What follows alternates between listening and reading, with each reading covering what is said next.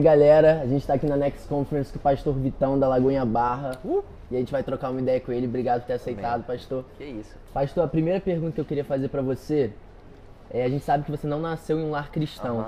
E a gente vê muitas pessoas que, ao se converter, têm dificuldade de manifestar o reino para a sua família, como fazer isso de uma forma coerente, porque às vezes a família vai contra, acha que aquilo é um modismo, que aquilo não vai dar em nada. Como você manifestar de forma coerente, influenciar a sua família com o evangelho, sendo que você é o único que vive isso na sua casa? Cara, eu acho que a forma é a única que a gente tem, independente da nossa idade. É através da nossa vida. Ninguém mais hoje consegue falar do evangelho à força. Né? Ninguém hoje consegue ganhar algo só pelo discurso. Então, principalmente dentro da nossa casa, é que de fato a gente consegue mostrar uma transformação da vida. E eu acho que essa é a única forma. Não tem outra. Eu acho que as palavras, elas complementam o que eles estão vendo. Senão fica vazio e causa um efeito contrário. Causa o efeito de uma mentira ou de uma empolgação e que essa não é a verdade. Então, eu acho que esse fato da idade, da casa, é a realidade da nossa vida. Em qualquer lugar, a nossa vida fala muito mais do que qualquer coisa. E é o único caminho, na verdade. As nossas atitudes sendo coerentes com o nosso discurso. Né? Exatamente. E, pastor, a gente vê que a única forma de a gente ser influenciado pelo reino é através de um relacionamento. Mas a gente vive numa geração muito imediatista, que não entende o prazer que pode vir no processo, a graça de Deus que se manifesta através do processo. Por que você acha que a nossa geração tem tanta dificuldade de ver o processo como algo bom e acaba vendo isso como algo doloroso, como se fosse um castigo de Deus? Eu acho que, vamos lá, a nossa geração gosta de tudo muito rápido. Isso é um discurso já pronto, mas é uma realidade. Então, às vezes, algumas pessoas enxergam um processo como algo não está fluindo. E esse é um grande erro, né? É um grande erro de você não querer viver o processo. Biblicamente, Deus trabalha sempre com o processo. Em uma mensagem minha, eu já preguei sobre o processo, por exemplo, do povo saindo do Egito. Em Êxodo capítulo 13, a Bíblia diz que Deus não levou o povo pelo caminho mais curto.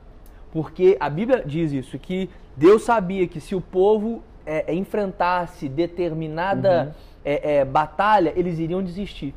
Então Deus leva eles por um outro caminho extremamente longo e mais demorado, mas é o processo. E exatamente nesse processo é onde eles enxergam o Mar Vermelho se abrindo, é onde eles recebem a lei. Várias coisas de Deus acontecem no processo. Então eu acho que é uma dificuldade porque a gente tem medo.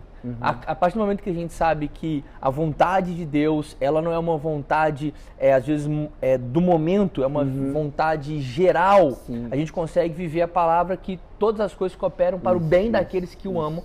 Então não tem um dia, uma situação da minha vida que Deus não vai usar para o meu bem e para o propósito dele para mim. Então eu acho que a gente se abrir para isso. A gente conhece o caráter de Deus, né? E sabe que a vontade dele é boa, perfeita e agradável. É isso aí. E, pastor, a gente vê muitas pessoas também assim, que elas se acomodam ao ser uma influência já onde elas estão. Então, aqui dentro eu sou uma influência e eu não preciso expandir isso, eu não preciso alcançar novas pessoas. E a gente vê no seu exemplo uma quebra desse paradigma. Você já estava lá em BH, já tinha tudo certo lá, era uma pessoa relevante, tinha sua igreja lá onde você pastoreava pessoas. E como é que foi essa decisão de falar, cara, existe mais, eu acho que eu posso expandir o que eu estou vivendo aqui e alcançar novas pessoas? Eu acho que faz parte da última pergunta, que eu acho que a nossa vida, ela é sempre um grande processo. Então, se eu e minha esposa, a gente achasse que a nossa realidade lá era o fim do processo, a gente nunca sairia daquilo. Mas quando a gente entende que a nossa vida é um processo, a gente não tem medo de mudança. Na verdade, a gente até espera mudanças, porque são níveis diferentes que Deus não leva. Hoje, eu e minha esposa, a gente experimenta níveis que a gente não experimentava no passado. Mas porque eu vivi um processo no passado, hoje Deus pôde me levar a outros níveis. Então, eu acho que foi difícil, fatalmente, porque foi uma mudança de estado, de amizade, de pessoas, igual eu falei hoje aqui, antes de pregar, como nós somos gratos de Deus ter nos colocado aqui, ter sido tão bem recebido pela igreja, pelo Next e por toda a igreja. Isso facilita o processo, né? Mas eu acho que a vontade e o anseio de viver o plano de Deus, ele nos faz vencer essas dificuldades. E, pastor, a última pergunta. A gente vê que muitas pessoas hoje, elas travam o chamado delas porque elas acham, já tem muita gente fazendo isso.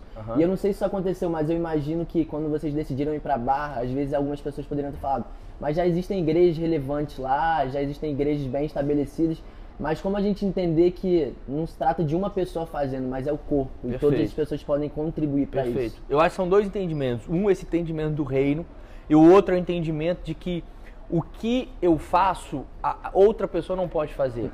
E o que a outra pessoa está fazendo, eu não vou poder fazer. E uma das grandes belezas do reino de Deus é isso. Romanos capítulo 12 fala sobre a diversidade que existe dentro do corpo.